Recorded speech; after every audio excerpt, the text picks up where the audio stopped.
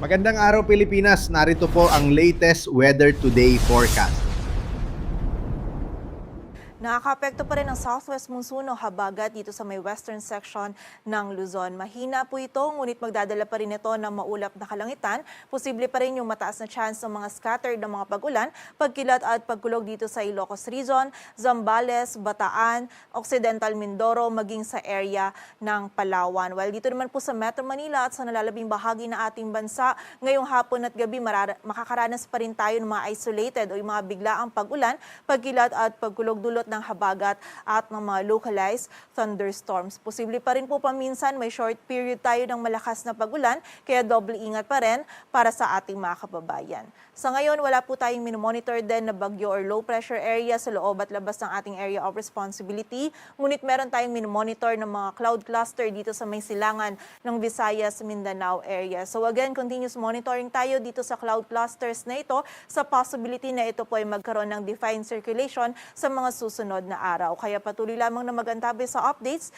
At para na sa maging lagay ng ating panahon, araw ng Martes, mahina pa rin po yung habagat, ngunit possible pa rin na magdala ito ng mga kalat-kalat na pag-ulan dito sa area ng Pangasinan, Zambales, Bataan, Occidental Mindoro, maging sa bahagi din po ng Palawan. While dito sa Metro Manila at sa nalalabing bahagi ng Luzon, magiging bahagi maulap hanggang sa maulap yung ating kalangitan. Kung meron tayong mga pag-ulan na mararanasan, mostly mga isolated o yung mga biglaang pag-ulan, pagkilat at pagkulog dulot po ng localized thunderstorms. Agwat ng temperatura dito sa Metro Manila ay mula 26 to 32 degrees Celsius. Dito naman sa bahagi ng Palawan, patuloy pa rin po magiging maulap yung kalangitan. Possible din yung mga scattered na mga pag-ulan, dala ng habagat. While for the area ng Visayas at Mindanao, magiging bahagyang maulap hanggang sa maulap din po yung ating kalangitan. Kung may mga pag-ulan tayong mararanasan, mostly mga isolated, mga biglaang pag-ulan, pagkilat at pagulog na dulot ng localized thunderstorms. And during severe thunderstorms, posible pa rin po tayong makaranas ng short period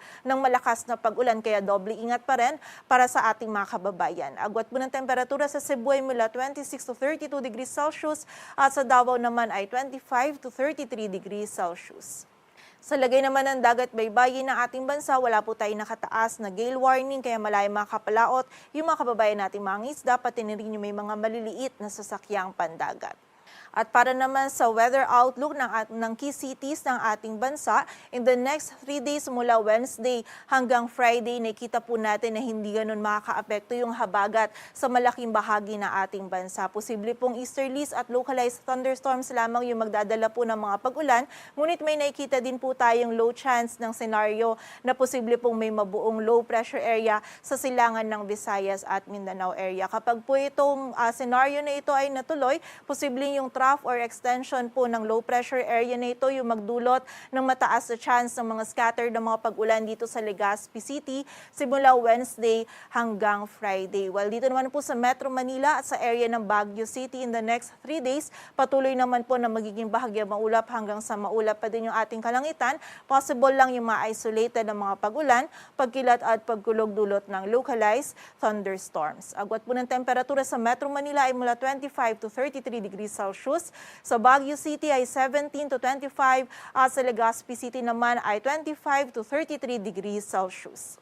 Dito naman sa bahagi ng Metro Cebu, Iloilo City at Tacloban City, magiging bahagyang maulap hanggang sa maulap din yung ating kalangitan. Pagsapit po ng hapon at gabi, meron lang tayong possibility pa din ng mga isolated na mga pag-ulan, pagkilat at pagkulog tulot po ng easterlies at ng localized thunderstorms. Agwat ng temperatura sa Metro Cebu ay mula 26 or 25 to 33 degrees Celsius. Sa Iloilo City ay 25 to 32 at sa Tacloban City naman ay 25 to 32 degrees Celsius. Dito naman sa bahagi ng Metro Davao, Cagayan de Oro City at Zamboanga City, kung may mga pag-ulan po tayong mararanasan mostly sa hapon din at sa gabi, at mostly po ito yung mga biglaang pag-ulan, pagkilat at pagkulog dulot ng localized thunderstorms. And again, during severe thunderstorms, posible pa rin tayong makaranas ng short period ng malakas na pag-ulan, kaya doble ingat pa rin para sa ating mga kababayan. Agwat ng temperatura sa Metro Davao ay mula 24 to 33 degrees Celsius, sa Cagayan de Oro City ay 25 to 31, sa Zamboanga City naman ay 24 to 32 degrees Celsius.